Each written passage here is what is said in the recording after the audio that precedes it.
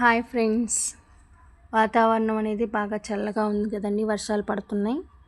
అందుకోసం మా వాళ్ళు వేడివేడిగా ఏమన్నా చేయమన్నారు. అందుకోసం నేను ఇంట్లో ఎగ్స్ ఉంటే ఈ విధంగా egg bajji with lemon rice అనేది ప్రిపేర్ చేశానండి. ఎలా చేశానో చూసేద్దాం. ముందుగా 1 కప్పు శనగపిండి తీసుకొని అందులో రుచికి తగిన సాల్ట్, పసుపు.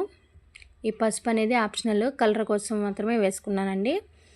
రుచికి తగిన కారం, కొద్దిగా వాము కూడా వేసుకొని ఉప్పు కారం అంతా బాగా పట్టేలాగా పిండిని ఒకసారి కలుపుకొని కొద్దిగా వాటర్ అనేది యాడ్ చేసుకుంటూ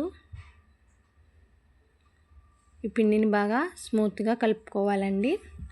మనం బజ్జీలు వేసుకోవటానికి అనువుగా ఉండేలాగా ఈ పిండిని కలుపుకోవాలి. ఈ పిండిలో ఏమి ఉండలనేవి లేకుండా బాగా సాఫ్ట్గా వచ్చేలాగా కలుపుకొని పక్కన పెట్టేసుకోవాలి. నేనైతే ఈ వీడియోలో చూపించిన విధంగా ఈ విధమైన ప్యాటర్న్కి వచ్చేలాగా కలుపుకొని పక్కన పెట్టేసుకున్నాను. ఇలా కొద్దిసేపు నాననివ్వటం వల్ల బజ్జీలు అనేవి బాగా ఫ్లఫీగా వస్తాయండి. అందుకోసం ఈ విధంగా కలుపుకొని పక్కన పెట్టేసుకున్నాను. ఈ లోపల 5 ఎగ్స్ తీసుకుని బాయిల్ చేసుకుంటున్నానండి. ఇందులో కొద్దిగా సాల్ట్ యాడ్ చేసుకోవడం వల్ల పైన పొట్టు అనేది పగలకుండా వస్తుంది. ఎగ్స్ పగలకుండా వస్తాయండి. వేరొక గిన్నెలో 1 కప్పు రైస్ తీసుకొని శుభ్రంగా కడిగి 1 కప్పుకి 2 కప్పుల వాటర్ పోసుకొని ఉడికించుకుంటున్నాను. ఎగ్స్ అనేవి బాయిల్ అయిపోయినాయండి. ఈ ఎగ్స్కి హాట్ వాటర్ అంతా తీసేసుకొని అందులో చల్లటి వాటర్ అనేది పోసుకుంటున్నాను. పొట్టు అనేది ఈజీగా రావటం కోసం ఈ విధంగా కూల్ వాటర్ అనేది పోసుకొని పక్కన పెట్టుకొని కొద్దిసేపు చల్లారనివ్వాలి. రైస్ అనేది ఈ విధంగా పొంగు వచ్చినప్పుడు కొద్దిగా పసుపు, కొంచెం ఆయిల్ అనేది యాడ్ చేసుకుంటున్నానండి.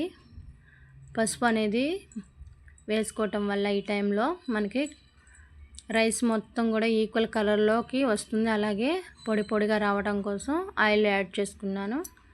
యాడ్ చేసుకొని ఒకసారి కలుపుకొని ఉడికించుకోవాలి. బాయిల్ అయిపోయిన ఎగ్స్ ఉన్నాయి కదండి, వీటికి పై పొట్టు తీసుకొని ఒక ప్లేట్లోకి తీసేసుకుందాం. రైస్ అనేది రెడీ అయిపోయిందండి. ఇలా రెడీ అయిపోయిన రైస్ని వేరొక ప్లేట్లోకి ట్రాన్స్ఫర్ చేసుకొని చల్లారనివ్వాలి. ఈ లోపల మనం ఒక బాండీలో డీప్ ఫ్రైకి సరిపడిన ఆయిల్ పోసుకొని హీట్ చేసుకుందాం. ఆయిల్ అనేది బాగా హీట్ అయిపోయినాక మనం ముందుగా బాయిల్ చేసుకున్న ఎగ్స్ ఉన్నాయి కదండి, ఆ ఎగ్స్ని ఈ విధంగా కట్ చేసుకొని మిడిల్కి మనం ముందుగా ప్రిపేర్ చేసి పెట్టుకున్న శనగపిండి బ్యాటర్లో ఈ విధంగా డిప్ చేసుకోవాలండి. ఈ శనగపిండి అంతా ఎగ్కి బాగా పట్టేలాగా ఈ విధంగా కలుపుకొని ఆయిల్లో వేసేసుకోవాలి. ఈ విధంగా వేసుకున్న ఎగ్ బజ్జీని 2 పక్కల గోల్డ్ కలర్ వచ్చేంత వరకు ఫ్రై చేసుకొని తీసేసుకోవాలి. చూసారా ఎంత పర్ఫెక్ట్గా వచ్చిందో ఈ ఎగ్ బజ్జీ అనేది. టేస్ట్ కూడా అంతే చాలా బాగుండిద్దండి.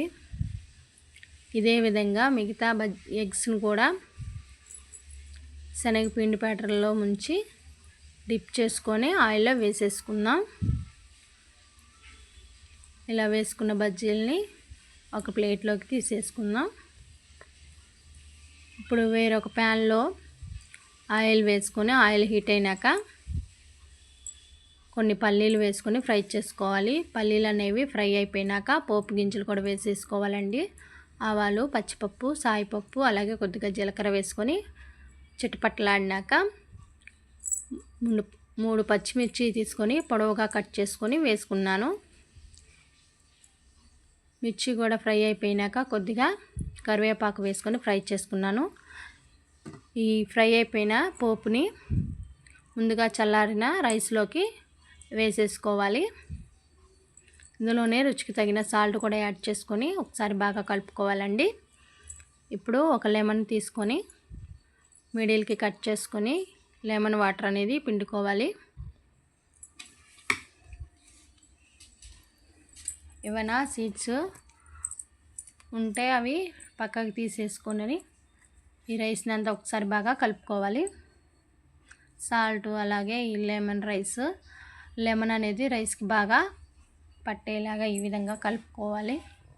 పైన కొద్దిగా కొత్తిమీర చల్లుకోవాలి. రైస్ అనేది లెమన్ రైస్ అనేది రెడీ అయిపోయిందండి.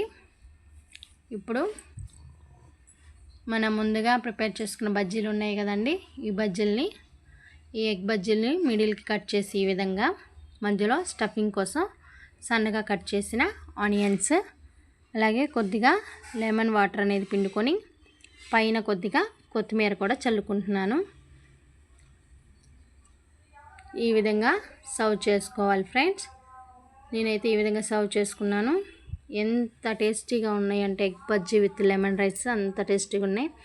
మీరు తప్పకుండా ట్రై చేసి ఎలా వచ్చిందో నాకు కామెంట్ చేయండి. మన ఛానల్ సబ్స్క్రైబ్ చేసుకోవడం